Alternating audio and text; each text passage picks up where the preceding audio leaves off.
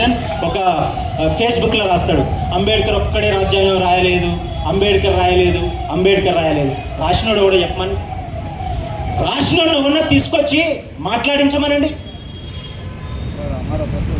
20 సంవత్సరాలకే problem of rupee రాసి బాబాసాహెబ్ అంబేద్కర్ ఈరోజు ఈ దేశంలో ద్రవ్యోల్బణం రాకుండా, ఈ దేశంలో ఆర్థిక సతమతం రాకుండా, ఈ దేశంలో గొప్ప రాజ్యాంగాన్ని బాబాసాహెబ్ అంబేద్కర్ రాసి RBI reserve bank of India రూపకల్పనకు ఆయన 20 సంవత్సరాల వయసు అప్పుడే ఆయన నాంది పలికిండ్ర బేవకు. బాబాసాహెబ్ అంబేద్కర్ని పొద్దున లేస్తే ఈయన మాకు వ్యతిరేకని మాట్లాడతాడు. ఎవరికి వ్యతిరేకండి? ఆకాశంలో సగం ఉన్నటువంటి మహిళలకి రిజర్వేషన్లు ఇచ్చింది బాబాసాహెబ్ అంబేద్కర్ కాదా? ఆకాశంలో ఉన్నటువంటి సగం ఉన్నటువంటి మహిళలకి మెటర్నిటీ లీవ్ ఇచ్చింది బాబాసాహెబ్ అంబేద్కర్ కాదా? కార్మికులు ఈరోజు ట్రేడ్ యూనియన్లు మాట్లాడతాయి, ఒక్క ట్రేడ్ యూనియన్ బాబాసాహెబ్ అంబేద్కర్ గురించి గొప్ప చెప్తారని చెప్పుకోవడానికి ఇష్టపడదు. కానీ ఈ బీసీ ఎస్సీ ఎస్టీ సమాజాన్ని మొత్తం వాళ్ళ కార్మికుల లెక్క గొప్పగా ప్రకటించుకున్నటువంటి కార్మిక నాయకులు, కార్మిక హక్కులు తీసుకొచ్చింది ఎవరు? బొంబాయి ప్రెసిడెన్సీలో మినిస్టర్గా ఉన్నప్పుడే బాబాసాహెబ్ అంబేద్కర్ 1940 నుంచి 47 దాకా బాబాసాహెబ్ అంబేద్కర్ అన్ని హక్కులు కార్మికులకు తీసుకొచ్చిండు. ఎప్పుడు ఎవరు చెప్పలేదే? మేఘాజీ నారాయణ రొకాండే ఈ కార్మికుల కోసం ఉద్యమం చేసిండు. 14 గంటల పని గంటలని 8 గంటలకు తగ్గించిండు. ఇది మాకున్న జ్ఞానం. మేము చరిత్ర తప్పకుండా తిరగరాస్తాం. చరిత్ర తెలియని వాడి చరిత్ర సృష్టించలేడన్న డాక్టర్ అంబేద్కర్ ఆ చరిత్రని ఈరోజు తెలుసుకున్నాం. డెఫినెట్గా ప్రపంచ జ్ఞానాన్ని మేము అందుకున్నాం. ఈ ఎవరి ఆటలు కూడా ఇక సాగవు. వీటికి ఫుల్ స్టాప్ పెట్టేది లేదు, వేటికి ఈ పోరాటాలకి. అందుకే వైఫై లెక్క మన చుట్టూ ఏం తిరుగుతుంది అన్నాడు ఈ దేశంలో తెలుసా? కులం ఎప్పుడు వైఫై లెక్క తిరుగుతుంది. మన వాళ్ళు అనుకుంటారు చాలామంది, అమ్మ ఇప్పుడు ఆఫీసర్లు కొంతమంది వీడికి రాను కూడా రాదు. ఎస్సీ ఎస్టీ ఆఫీసర్లు కొంతమంది చాలా ఫోజులు కొడతా ఉంటారు, కొంతమంది వీడికి రాను కూడా రాదు. కానీ వాళ్ళకి ఎక్కడో ఒక దగ్గర కులం సమస్య వచ్చిందంటే మళ్ళీ సంఘం గుర్తుకొస్తుంది. వాళ్ళకే కాదండి, ఎస్సీ ఎస్టీ ఎమ్మెల్యేలకు, ఎస్సీ ఎస్టీ మంత్రులకు వాళ్ళు ఏ రోజు కూడా వాళ్ళ నియోజకవర్గంలో మన సమస్యలు మాట్లాడరు. ఆయనకి ఏదైనా సమస్య వచ్చినప్పుడు మాత్రం నన్ను దళితుని కాబట్టి ఇట్లా చేసారు, నన్ను గిరిజన్ని కాబట్టి ఇట్లా చేసారు అని మాట్లాడతారు. ఇది దుర్మార్గం.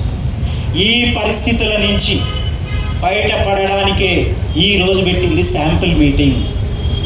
మొత్తం ప్రపంచ జ్ఞానం బాబాసాహెబ్ అంబేద్కర్ ఎట్లా సంపాదించిండో ఈ సంఘంలో ఉన్న ప్రతి సభ్యుడికి కూడా అంత జ్ఞానం వచ్చే విధంగా ఆర్గనైజ్ చేస్తాం.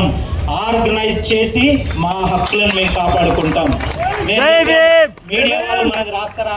మీడియా వాళ్ళు రాస్తారు. ఎప్పుడు మీటింగ్లు పెట్టిన నలుగురు రానుల మీటింగ్ చాలా పతాక శీర్షికలు వేస్తారండి. నలుగురు రారు, వాళ్ళ పెద్ద పెద్ద హెడ్లైన్స్ పెట్టి పతాక శీర్షికలు వేస్తారు. అందుకే యాజమాన్యాలు డెఫినెట్గా వాళ్ళే కదా, ఎవరి ఓసీలే కాబట్టి వాళ్ళు పెద్దగా రాస్తారు. మనకున్నటువంటి ఏకైక సాధనం సోషల్ మీడియా. ఆ సోషల్ మీడియాని ఒక్కొక్కరు 100 మందికి పంపించండి, 100 మంది 1000 మందికి వెళ్ళిపోతుంది. ఈ వేదికగా జరిగినటువంటి ఈ విషయాన్ని మొత్తం అంత సమాజానికి తెలియజేయాలి. సీఎం గారి దగ్గరికి పోవాలి. దురదృష్టవశాత్తు గత 10 సంవత్సరాలలో నాటి ముఖ్యమంత్రి గారి అపాయింట్మెంటే దొరకలేదండి మనకి. ఈ అసోసియేషన్ బిల్డింగ్ని, స్ఫూర్తి భవన్ని ఆ రోజు నాటి ముఖ్యమంత్రి కిరణ్ కుమార్ రెడ్డి గారు ఓపెన్ చేశారు. 10 సంవత్సరాలుగా కేసీఆర్ గారి అపాయింట్మెంట్ దొరకలేదండి. మేము ప్రభాకర్ రావు గారి దగ్గరికి ఎప్పుడు పోయినా ఆయన అపాయింట్మెంట్ ఇవ్వలేని పరిస్థితి ఏదైనా ఉంటే నేను సీఎం దగ్గర పోవాలంటాడు. ఇంత అవమానాలు పడ్డటువంటి పరిస్థితిని గతంలో చూసినాం.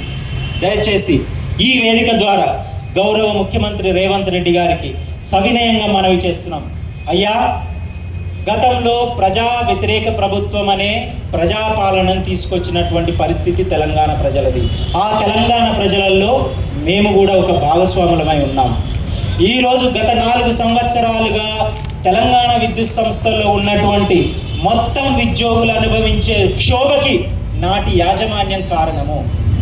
కులాల మధ్య, సంఘాల మధ్య పంచాయతీ పెట్టి విద్యుత్ సంస్థల్లో జరిగేటటువంటి ఏదైతే అక్రమాలు ఉన్నాయో, ఒప్పందాలు ఉన్నాయో అవి సమాజానికి తెలియకుండా చేసినటువంటి ఒక దుస్థితి నుంచి ఈరోజు జ్యుడిషియరీ ఎంక్వైరీ వచ్చే పరిస్థితికి మీ ప్రభుత్వం వచ్చినందుకు ధన్యవాదాలు తెలియజేస్తున్నాం.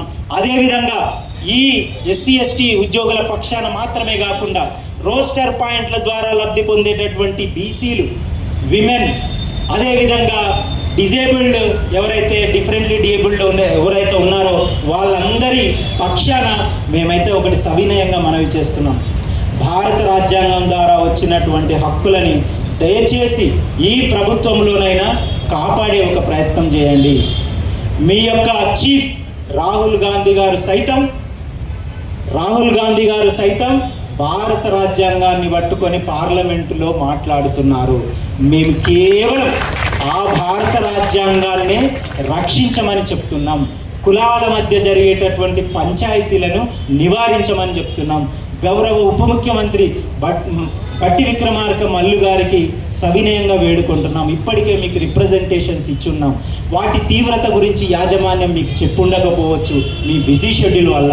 కనీసం ఇప్పటికైనా ఈ తీవ్రతను గమనించి ఎట్టి పరిస్థితిలోనూ ఈ సమాజంలో ఉన్నటువంటి ఏ ఒక్కరికి అన్యాయం జరగకూడదన్న ఆలోచనతోటి మీరు ఆలోచన చేసి మాకు న్యాయం చేయాలని కోరుతూ, అదేవిధంగా కీలకమైన అంశం, నేను మాట్లాడకున్నా లేకపోతే ఇంకోరు మాట్లాడకున్నా వెనక నుంచి వినతులు వస్తూనే ఉంటాయి. ఇది వినతి కాదు, ఇట్స్ అవర్ రెస్పాన్సిబిలిటీ. ఏంటి అవర్ రెస్పాన్సిబిలిటీ? భారతదేశంలో కొన్ని కులాలకు సెకండ్ సిటిజన్షిప్ ఉంటుంది, వానికి అన్నిట్లకు అవకాశం ఉండదు. అట్లనే తెలంగాణ విద్యుత్ సంస్థల్లో గత ప్రభుత్వం యాజమాన్యం పుణ్యమాని వీళ్ళందరికీ రెగ్యులరైజ్ చేస్తే ఎక్కడొచ్చి పడతారు ఈ ఎస్సీ ఎస్టీ బీసీలంతా రెగ్యులర్ ఉద్యోగులు ఏడవుతారు అన్న కుట్రతోటి 99% ఉన్నారండి ఎస్సీ ఎస్టీ బీసీ మైనారిటీలు. వీళ్ళ ఆర్టిజన్లు ఎక్కడి నుంచి వచ్చిందో అవుట్సోర్సింగ్ నుంచి ఆర్టిజన్ అనే ఒక గొప్ప దాంట్లోకి తీసుకెళ్ళారు. సౌరమండలంలో ఉండాల్సినటువంటి గ్రహాన్ని సౌరమండలంలో ఉంచకుండా ఇంకెక్కడో గెలాక్సీలోకి పడేసి ఇది జరిగింది.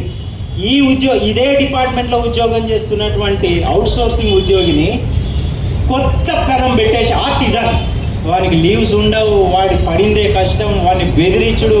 ఇంకా నా కింద కూడా 100 మంది ఆర్టిజన్ ఉంటారు కదా, తెలుసు కదా పరిస్థితి ఎట్లుంటుంది. సో దీనికి మేము వ్యతిరేకమని ఆ రోజు నేను చెప్తున్నాం, ఈ రోజు కూడా చెప్తున్నాం. వెంటనే వాళ్ళని ఏపీఎస్సీ రూల్స్ అమలు చేయాలి. ఈరోజు ఇక్కడ చాలా తక్కువ మంది ఆర్టిజన్లు వచ్చారు. నెక్స్ట్ టైం జరగబోయేటటువంటి ప్రోగ్రామ్కి డెఫినెట్గా ఆర్టిజన్ సమాజాన్ని మొత్తం మేకొల్తాం, కుల మతాలకు అతీతంగా. ఈరోజు జరిగేటటువంటి ఈ శాంపిల్ని సీఎం గారికి చేరవేయాల్సిందిగా మీడియా మిత్రులకి సవినయంగా వేడుకుంటున్నాం. భవిష్యత్తులో ఎలాంటి ఒక పీస్ లేనటువంటి పరిస్థితి ఉండదు.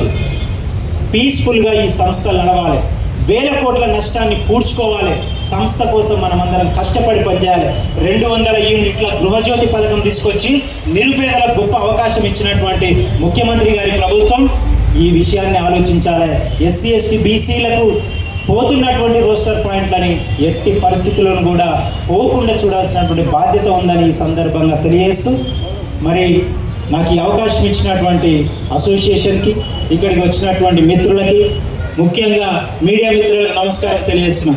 ఇన్ని వేల మంది వచ్చినా రేపు పేపర్లో ఇంతే రాస్తే అది నిరాశ గురి చేస్తుందని తెలియజేస్తూ, మీ యాజమాన్యానికి కూడా ముఖ్యంగా ఈనాడు, సాక్షి, నమస్తే తెలంగాణ, ఆ తెలంగాణ, ఈ తెలంగాణ ఎవరైతే ఉన్నారో వాళ్ళందరికీ కూడా ఈ వేదిక ద్వారా సవినయంగా రిక్వెస్ట్ చేస్తున్నాం. మీరు మీడియా ఇక్కడున్న సమస్యని గవర్నమెంట్ నుంచి వచ్చినటువంటి పథకాన్ని కింది స్థాయికి తెలియజేసేది మీ మీడియా. మీ మీడియా అంటే మాకు చాలా గౌరవం ఉంది.